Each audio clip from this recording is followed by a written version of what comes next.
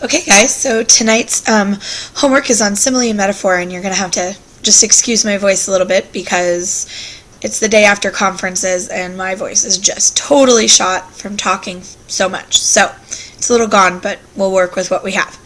So we're going to be taking a look at simile and metaphor and how it's being used in Night. So by the end of the homework, you're going to be reminded a little bit more about figurative language and why it's important that authors use it, and why it's important that we as the reader can identify it as we go.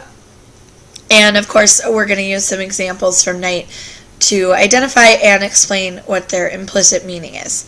So again, pause and write down anything that I'm asking you to when you see the pencil, and at the end, please go ahead and do the activity, and we will in fact check those answers in class tomorrow.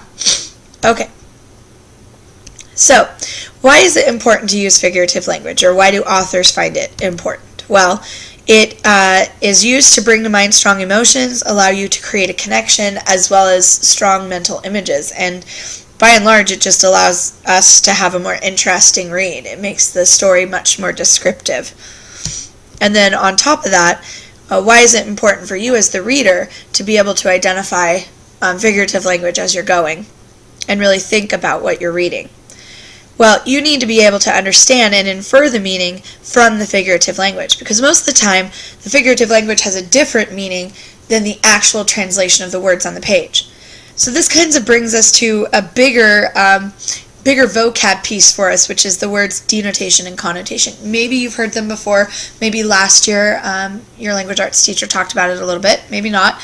I'm going to talk just a tiny bit about it now, because it's not so much knowing this definition of connotation and denotation. It's more about what that actually means for you as the reader. So the denotation is the actual literal translation of the word, whereas the connotation is the implicit meaning. And thankfully we did this unit on implicit meaning and inferring previous to this, so you should know what this means. So again, this brings us back to this idea up here. Just that you need to be able to identify the figurative language so that you actually can look deeper into the text and infer the implied meaning behind these words. It's not just the literal translation. So those are big words. Write them down. It's good to know. But by and large, again, we need to be thinking as we're reading, and being good readers means that you can look deeper into the text. Okay, so just to remind you as we get started on this metaphor activity, simile and metaphor activity, you should know that the difference between these two things, but just to remind you in case you have forgotten, a metaphor compares two things, saying they are the same, that they are exactly the same, without using like or as. So I'm going to use my super cute dog, Winston, as an example. So my dog Winston, my little buddy, my dog Winston is a cuddly teddy bear, so I'm comparing Winston to a teddy bear.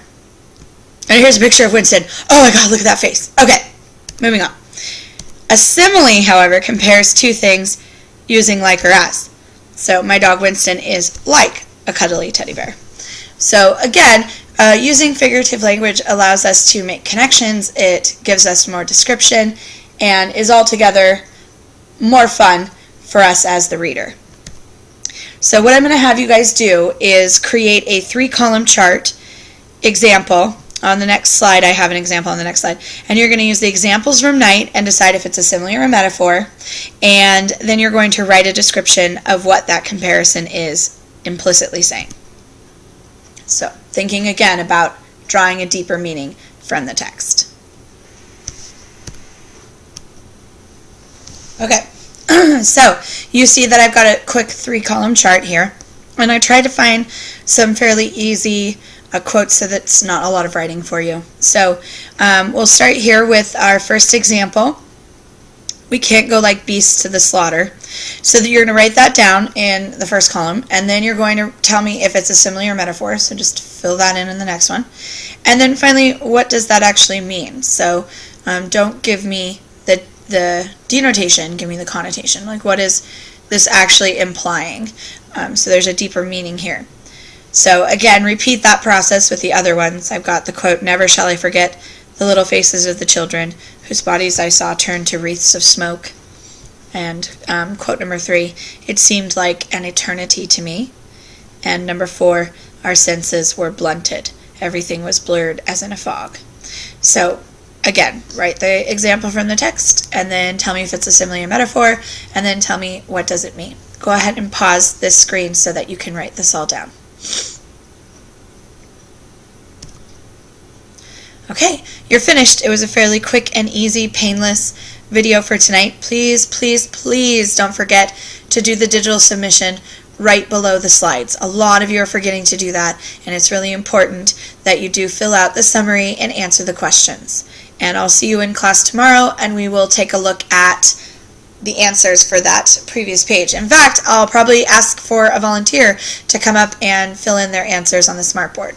All right, I'll see you guys tomorrow. Bye.